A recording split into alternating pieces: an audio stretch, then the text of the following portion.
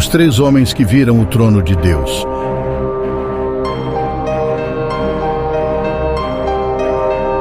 Imagine, bem lá nas extremidades da eternidade, em reinos além do que nossa mente entende, 3 homens encontrando-se à beira da grandeza divina. Um deles era o apóstolo João. Ele era apenas um homem comum, mas tinha uma curiosidade que não tinha fim, sobre aquele lugar celestial chamado paraíso.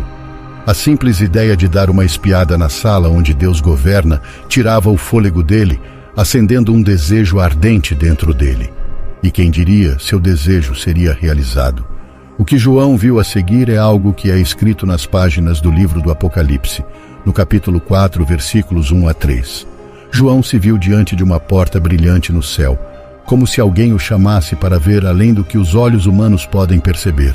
Uma voz ressoou, como um som poderoso de como se fosse uma trombeta, chamando João para se aproximar e testemunhar o que aconteceria depois de tudo isso.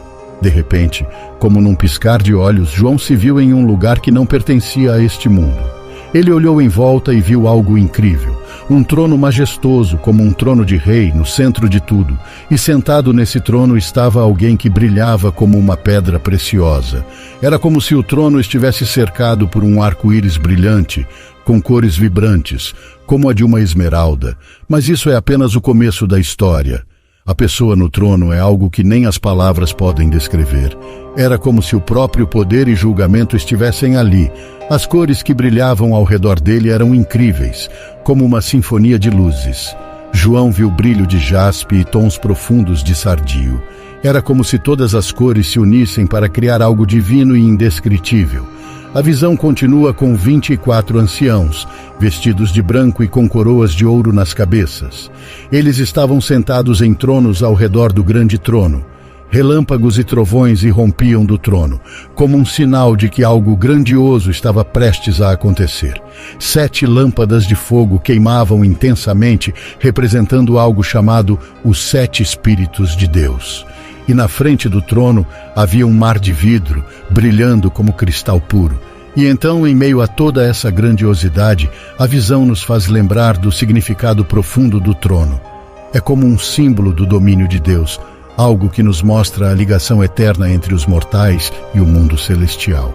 E ao redor do trono havia 4 criaturas misteriosas, com muitos olhos e asas. Elas eram estranhas e fascinantes, representando algo que vai além da nossa compreensão. Essas criaturas não paravam de adorar e declarar a santidade do Senhor Deus Todo-Poderoso. Cada uma delas tinha um rosto diferente. Uma tinha cara de leão, outra de boi, outra de homem e outra de águia. E todas elas tinham asas e olhos por todo lado. Parecia que elas estavam sempre em movimento, nunca descansando, sempre louvando. Imagine rodas, não apenas rodas comuns, mas rodas dentro de rodas. Criaturas extraordinárias que simbolizam as complexas atribuições de Deus, como sua majestade, poder ilimitado, velocidade impressionante e sabedoria incomparável. E agora, visualize o Senhor da Glória, assentado em um trono acima de tudo, acima do firmamento. A cena é épica, uma visão que precedeu o chamado do profeta Ezequiel para seu ministério profético. Lembra-se do que João viu? Aquelas criaturas misteriosas de Ezequiel, essas que retratam as várias facetas de Deus na criação, têm um irmão gêmeo nas visões de João. Enquanto comparamos essas visões, é impossível não notar que Ezequiel fornece detalhes incrivelmente minuciosos sobre essas 4 criaturas viventes. Siga para o capítulo 1, versículo 22, e você descobrirá uma descrição que parece se assemelhar a um mar de vidro, tão límpido e cristalino. E então, Ezequiel testemunhou uma tempestade, um vento furioso que se assemelhava a um tornado vindo do norte. Essa feroz tempestade, no entanto, estava associada a imagens poderosas da presença divina. Lembra-se das nuvens durante o dia e do fogo à noite. São manifestações da presença de Deus, como relatado em Êxodo, capítulo 13, versículo 21 e 22. O Senhor ia adiante do povo de Israel numa coluna de nuvem durante o dia, para guiá-los, e numa coluna de fogo à noite, para iluminar o caminho. Uma manifestação espetacular e indescritível, sem dúvida. Mas a jornada não para por aí. Você já imaginou o cenário? Um fogo ardente, um calor que se consome, como se assando, mas sem ser consumido. Imagine o brilho radiante emanando de todas as direções, como uma expressão tangível da própria glória de Deus. E nesse turbilhão de glória surgem 4 seres notáveis, criaturas que posteriormente Ezequiel identificou como querubins. A trama se complica mais. Vamos para Ezequiel capítulo 10, versículos 8 a 15. Você encontrará anjos de poder e glória únicos, os querubins, cuja primeira aparição remonta ao Jardim do Éden, onde guardavam o caminho para a árvore da vida com uma espada flamejante. Ezequiel descreve-os como tendo semelhança com um homem, mas não eram meros humanos. Eram seres angelicais, distintos, mas com uma semelhança inquietante com a forma humana. Aqui está a grande revelação. Observe a ênfase nas asas, algo raramente mencionado sobre seres angelicais. As representações artísticas dos querubins no tabernáculo, no templo e na Arca da Aliança sempre ressaltavam suas asas. Um toque de curiosidade, não acha? Agora adentramos o fascinante livro de Isaías. Este é um livro de profecias documentadas com grande cuidado, entre os mais preservados de todo o Antigo Testamento.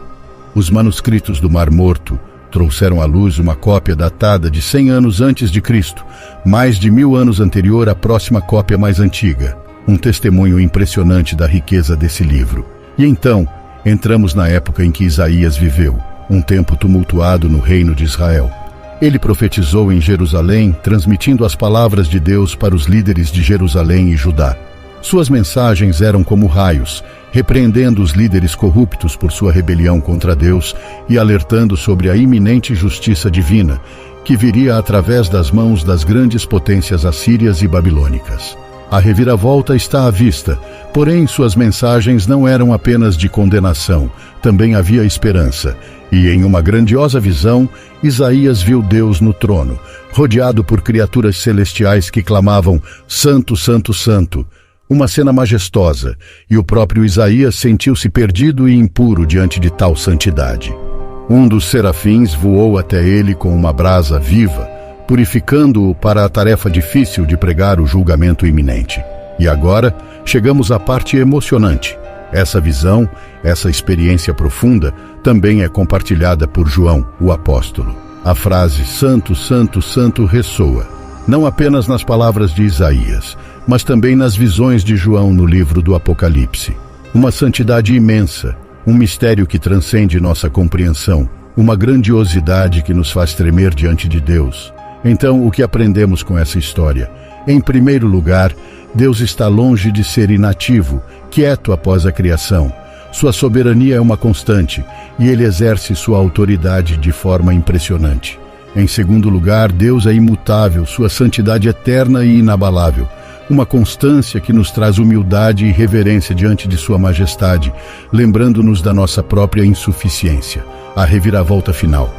Assim somos desafiados a aprofundar nosso relacionamento com Deus, a adorá-lo com toda a nossa mente, coração e alma. Afinal, Ele está sempre ativo, sempre presente, envolvido em nossas vidas. E enquanto refletimos sobre essas visões incríveis, lembramos da magnificência do Senhor, aquele que merece nossa adoração e reverência.